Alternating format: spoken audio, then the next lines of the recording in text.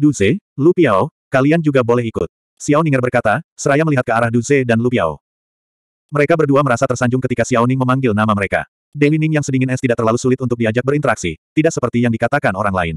Kalau begini, kita beruntung karena Nili. Lu Piao tertawa sambil mengambil salah satu kue dan mulai makan. Dengan mulutnya yang melotot karena makanan, dia bergumam, lezat. Melihat tingkah Lu Piao, Du Ze memilih diam.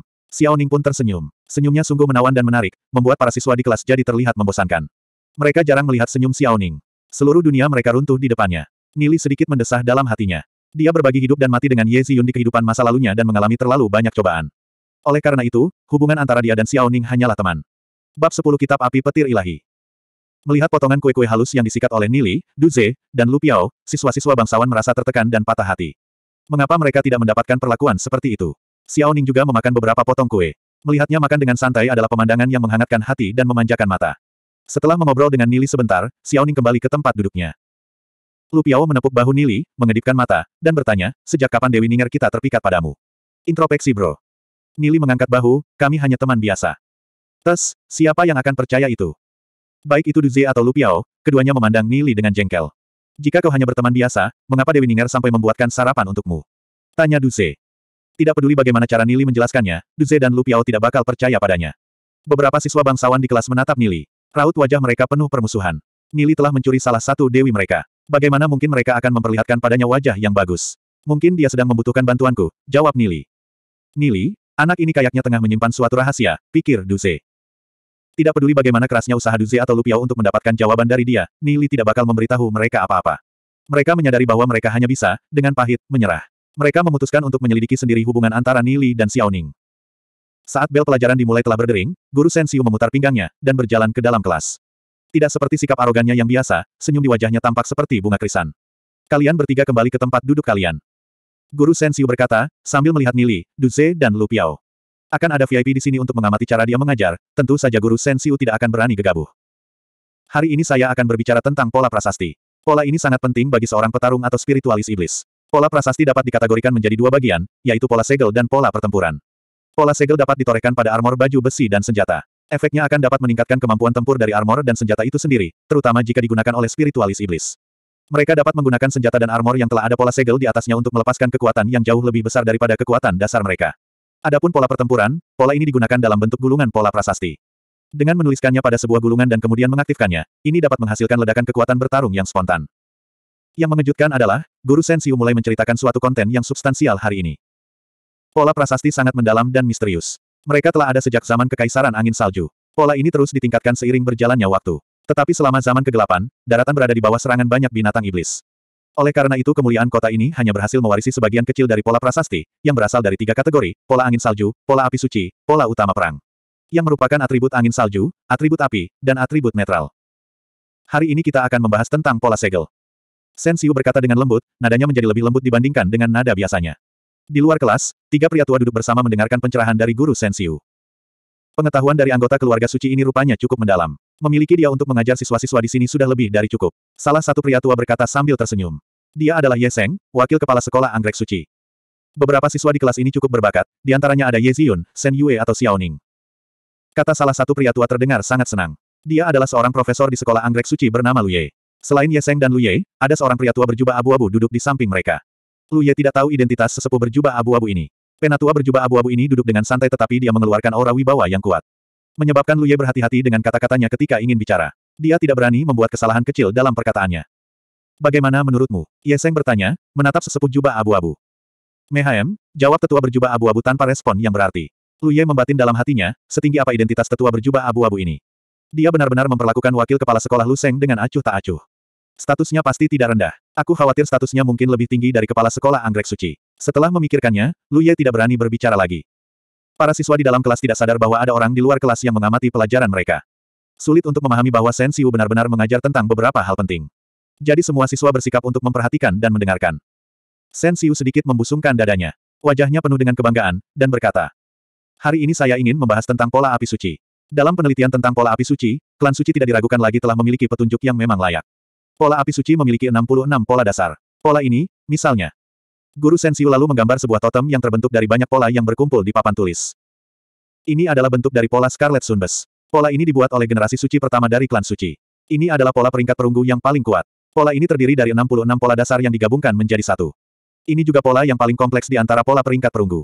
Selanjutnya kita akan berbicara tentang 36 pola dasarnya saja dulu.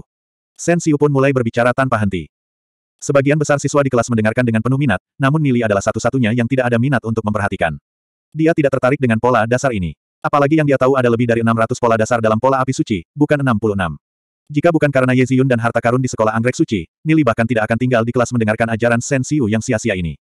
Dalam pandangannya, pengetahuan guru Shen Xiu sendiri penuh dengan kekurangan. Pelajarannya tidak bisa dibenarkan. Pernyataan bahwa pola Scarlet Sunburst yang sederhana diklaim sebagai pola prasasti perunggu terkuat hanyalah membual. Tatapan guru Shen Xiu menyapu siswa di kelas, dan terakhir jatuh ke Nili. Sebelumnya, Nili bertentangan dan memandang rendah dirinya. Nili bahkan berani bertaruh dengannya. Tak pelak lagi guru ini sampai memendam dendam kesumat. Ketika dia melihat bahwa Nili tidak memperhatikan pelajaran, guru Shen Xiu bersorak dalam hatinya. Akhirnya dia mendapat kesempatan. Shen Xiu terus mengoceh tentang 36 pola dasar. Nili masih terlihat tidak minat untuk menyimak dan hanya membaringkan kepalanya pada tangan di atas meja. Bertepatan dengan itu, wakil kepala sekolah Ye Seng, yang duduk di luar, ikutan kesal ketika melihat kelakuan Nili itu. Dia melirik sesepuh berjubah abu-abu di sampingnya. Ada sosok penting di sini hari ini untuk mengamati pembelajaran dan siswa ini bisa-bisanya tidur di kelas. Tingkah siswa ini telah mencoreng wajah sekolah anggrek suci. Wakil kepala sekolah Ye Seng tidak tahu nama siswa itu. Jika dia tahu, dia pasti akan mengeluarkan siswa ini dari sekolah dan tidak akan pernah membiarkannya kembali. Melihat bahwa sesepuh berjubah abu-abu tidak bereaksi terhadap tingkah Nili, wakil kepala sekolah Ye Seng diam-diam merasa lega. Lu Ye, yang duduk di samping mereka, dengan tegas berkata, di kelas petarung pemula ini, pasti akan ada siswa yang baik dan yang buruk bercampur menjadi satu. Aku pasti akan menghukum siswa ini nanti. Orang tuanya telah menghabiskan begitu banyak uang untuk mengirimnya ke sekolah. Bukannya untuk membiarkannya tidur. Ye Seng menganggukkan kepalanya. Lu Ye pun mengerti kode itu. Karena Nili masih tertidur, semua orang melihat wajah Shen Xiu memberat. Bukankah seorang siswa bisa tertidur di kelas menyiratkan bahwa pelajarannya membosankan? Nili. Shen Xiu menghardik dengan suara yang dalam saat dia berjalan menuju sisi Nili. Nili tampak sedang tidur dengan nyenyak karena dia belum dapat tidur nyenyak selama seminggu terakhir. Dia nyaris tidak membuka matanya, mengingat dia masih cukup mengantuk, dan berkata, ada apa? Melihat cara Shen Xiu membangunkan Nili, sekelompok siswa bangsawan diam-diam cekikikan. Mereka paling suka melihat Nili dalam masalah. Salah sendiri kenapa merebut bidadari impian mereka dari mereka. Dia bakal tertimpa sial kali ini. Du Ze dan Lu Piao saling tersenyum pahit. Mau gimana pun juga, tidur di kelas adalah sesuatu yang tidak berani mereka lakukan. Sikap Nili membuat Shen Xiu semakin murka. Dia berkata dengan geramnya. Kau benar-benar sanggup tidur di kelasku. Apakah kau sudah paham dengan semua hal yang kuterangkan tadi? Ya, jawab Nili dengan tenang. Kau, Shen Xiu menjadi terdiam karena tersedak oleh kata-kata Nili. Sejak awal pelajaran Nili sudah tertidur. Tapi mengapa dia mengatakan bahwa dia sudah paham? Siapa yang akan percaya pada kata-katanya? Shen Xiu dengan dingin mencibir. Karena kau sudah paham, bagaimana jika kau menerangkan ulang pada kami tentang pola tulisan di papan tulis? Mata Nili beralih pada pola prasasti dan berkata, ini hanyalah pola api suci tingkat rendah. Ini hampir tidak dapat dikategorikan sebagai pola peringkat perunggu. Dengan 38 pola dalam strukturnya, kekuatannya lemah, tetapi jika digunakan untuk merebus air, itu akan cukup baik. Mendengar apa yang baru saja dikatakan Nili, seluruh kelas mulai tertawa. Haha, aku hampir mati karena tertawa. Dia benar-benar tidak mendengarkan apapun yang diterangkan guru.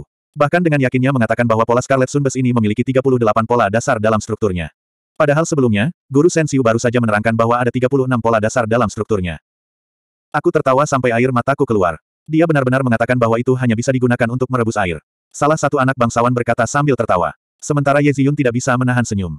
Shen Yue terlihat sedikit kesal. Nili baru saja mengatakan bahwa pola peringkat perunggu yang diklaim oleh klan sucinya hanya mampu untuk merebus air. Ini, secara sederhana, tidak dapat ditoleransi. Di antara semua siswa, hanya Xiaoning yang tetap terlihat tenang. Xiaoning merasa bahwa Nili memang sengaja melakukan ini agar ada pihak lain yang merasa tertekan. Orang-orang ini memang tidak tahu bakat nyata Nili. Pada saat itu, di luar kelas, Lu Ye juga tertawa. Siswa ini benar-benar lucu. Berlagak pintar dan berani mengatakan bahwa ada 38 pola fondasi dalam struktur Scarlet Sunburst. Bahkan mengatakan bahwa itu hanya digunakan untuk merebus air.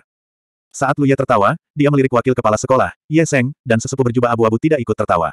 Dia sontak berhenti dengan menelan tawanya kembali ke perut. Apanya yang lucu? The Scarlet Sunburst memang terdiri dari 38 pola dasar. Wakil kepala sekolah Ye Seng berkata dengan tenang.